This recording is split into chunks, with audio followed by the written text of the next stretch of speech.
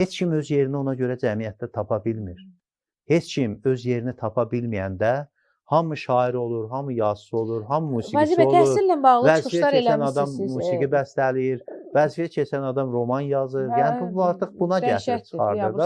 Ona görə də əsl yazıçı da orada gözləyir şey, Yazıçılar İttifaqı nə vaxt ev verəcək, orada gedib qalacaq. Budur Düşmən problem. olurlar. Yazıçılar İttifaqında da ev filan gecə Yazıçılar veriləndə deyir. İttifaqında da yazıq neynəsin, baxır ki, bu qədər yazıçı, bunu indi tənzimləmək də çox çətindir. İndi orada da indi bəzən də yaxın çevrədə də insanlar sıxışdırır ki, onlar da indi 20 il gəlib orada. Hamını razı salmaq mümkün deyil. Hamını razı salmaq mümkün deyil. Amma hamında baxırsan ki, o yazıçıdan çox bu sürücünün də vəziyyəti yazıçıdan daha betərdir.